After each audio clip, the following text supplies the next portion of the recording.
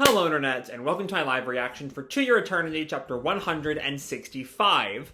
When we last left our heroes, we learned a little bit about the Beholder's past, that he came from this dimension of beings like him, who didn't really seem to have an origin, and just sort of experienced sensations for fun, until he one day grew bored and created the world, as we know it, and created beings that were the opposite of himself, that knew the pain of loss and death, and dubbed it paradise, which is fascinating for thematic reasons, until one day he wanted to experience that for himself, which is why he did everything he did. He originally created the earthenware people to take his place, but they also died, and so he created Fushi, and then eventually became Satoru, and as the chapter ends, he finally fades away, getting to experience his wish of being one of those creations of his.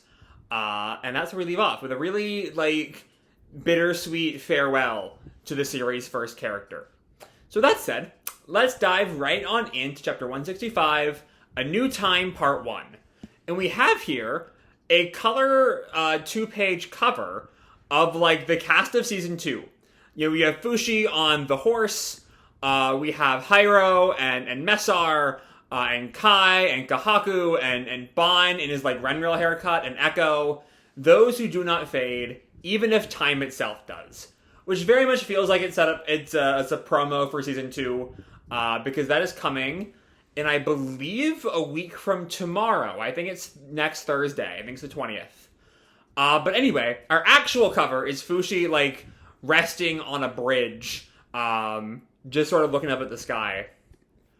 And we have, I think this is Fushi's narration, the guy in black left us behind. We see, I know the Pyoran horse got a name, I forgot what it was though, in her stable. Tonari trying to put on a skirt for her high school uniform. Nah, no way. I did not put on any weight, I did not, and she finally clasps it, yes! And she lets go when it pops off. Yeah! And we see March, crying in a corner with a bunch of rollers. And Fushi comes up to her, "What's wrong, March? I tried to give myself a beautiful perm, but I turned my head into a bird's nest." Which, yeah, I mean, she's 9. She's not going to be good at that. And Fushi laughs it off. Is that all? And March snaps, "Grr, are you making fun of me, Fushi? Sorry." But that is framed by the Beholder's pot. I didn't really get even half of what he told me through his pot, but I feel like he taught me that no matter how good your situation, you'll always get bored sometimes, that nothing will ever feel like it's enough. Okay, so is that, that is a lesson you could very easily get from the pot. I'm not sure if, well, for one thing, I'm not sure if Satoru was even trying to bestow a lesson to Fushi, other than just, giving information, because that information would be lost.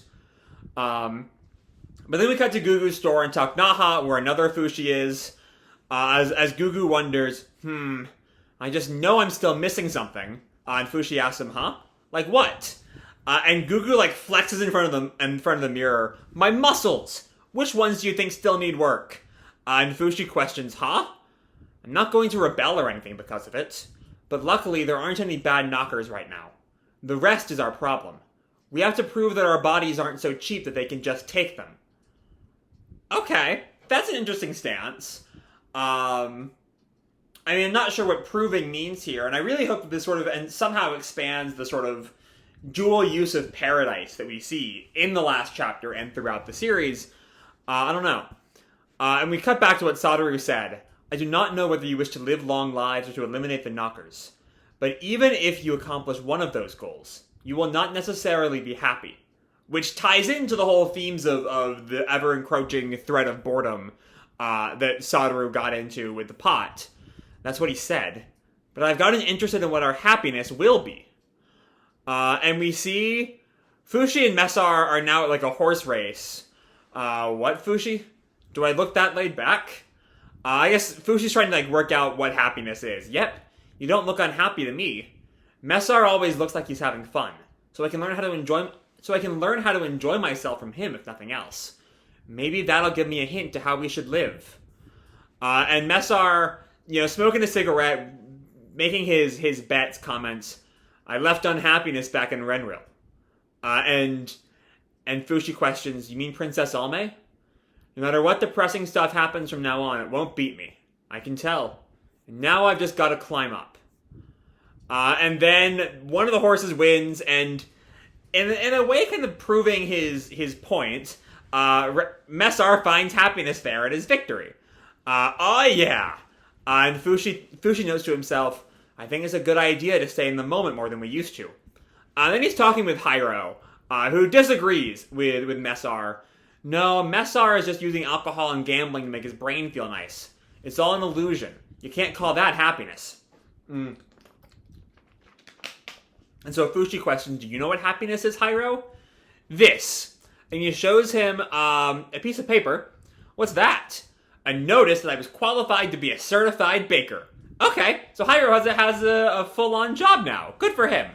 Whoa, I don't know what that is, but it sounds amazing. Congratulations. Hiro told me that happiness is something achieved through one's efforts. And then we see Fushi's able to text with Echo now. And he is reading the phone. Echo learned to use simple words. It appears her tutors, Yuki's parents, and a lot of other people are teaching her.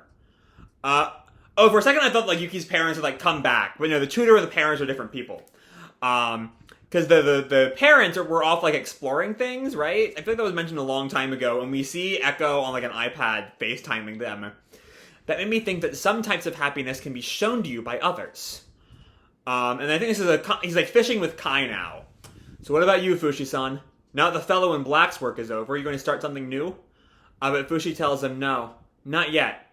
I still don't understand anything beyond living like this. And Kai questions, you don't? I'd like to tell you now just in case. The next time I die, please bring me back to life again. Okay. So Kai wants to be resurrected. And Fushi protests, oh, don't worry about that selfish nonsense I said that one time, Kai. Going back to his breakdown of his plans to revive everyone over and over again forever. But Kai tells him, no, I wasn't. I don't want death to be my end. That's the way I want to live. Okay. So we're starting to see, this chapter is very much about Fushi trying to find meaning. It's an interesting stance. Interesting place to take your story. If the knockers are gone, then the basic threat of the narrative is kind of over. And so now, and I'm sure the knockers will return, but for now, Fushi needs to find what he wants to do with his eternity. If things are truly going to be peaceful, I guess. And all of them are giving, he talks to the Renril trio, Renril, I always forget if it's L or R in the official translation at the end. Renril trio. And they each have different answers. For Messar, it's just the fun in the moment. As Fushi notes on page 7, it's a good idea to stay in the moment. For Hiro, it's accomplishments achieved through effort, as seen in the baking license. And Kai it's kind of unclear what Kai's happiness is. It's just that he wants to keep on going. Okay, you got it, Fushi tells him, and thinks, someone's showing me the way, too. And speaking of Renril gang, Bon comes up in a truck. Hey, everyone! Let's all go out for steak to celebrate Hiro getting his certification. And I guess, is this the first time Bon has driven a car? Because Fushi questions, everyone else is there, all kind of passed out. You're driving, Bon? Yep. Isn't it sexy? Bon, I'm not sure you know what that word means, if you're calling driving sexy. I'm fresh off getting my license. Are you sure you can drive it right? Fushi's just not on board. There's no need to worry, Fushi. Everything has always worked out well for us, hasn't it? And they'll keep going well. Which is an ominous line. That feels like tempting fate, Bon. And Kai is aware of that, though in a more short-term sense, as he tells Fushi, make me a spare body, please. And he screeches off. That's right. This is more Fushi thoughts. Even if our lives aren't up to snuff at first, we've still got a long future ahead of us. So I at least want to appreciate the fun things right in front of my face. And we see Fushi is like coming back from grocery shopping or something, and he bumps into a laughing boy who is almost certainly Satoru. And Fushi picks up the key. He drops his keys. Fushi picks it up. "Oh, you dropped this?" And the boy tells him, "Oh, sorry. Thanks a lot." And yep, it is Satoru, completely, devoid of the Beholder's influence. And Fushi's sort of taken aback to just suddenly run into him. His friends call out to him. He's like clearly in middle school now. Hey, because he's in the middle school jacket. "Hey, you okay, bud? Hurry it up." And Satoru calls back, "Wait for me." And he nods to Fushi, and Fushi watches him go, "Oh," and sees Satoru just laughing amongst his friends, no idea what he once was, and that puts a small smile on Fushi's face as he turns and leaves him, and looks up in the sky. "Then we all lived here for the next 60 years. And that's where we leave off. Jumping right into another time skip. 60 years later. So, I don't know. I'm assuming that all of this sort of different definitions of happiness are all going to tie into whatever narrative Oima's crafting with this 60 years later plot. Though we have not seen any of that 60 years later stuff, so it's a little hard to say what exactly her intentions are.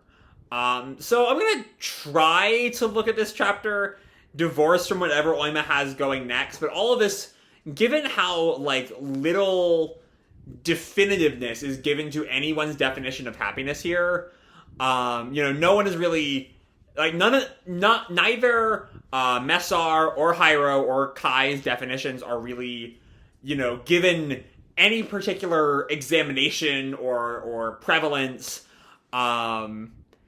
It's a little hard to say where Oima is going with this, and I imagine it will very much tie into where the story goes next week, when 60 years have passed.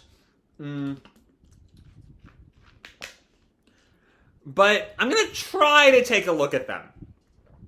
Though I'm not quite sure where. I think, I don't know, I can imagine the next arc has something to do with examining how everyone has lived their lives.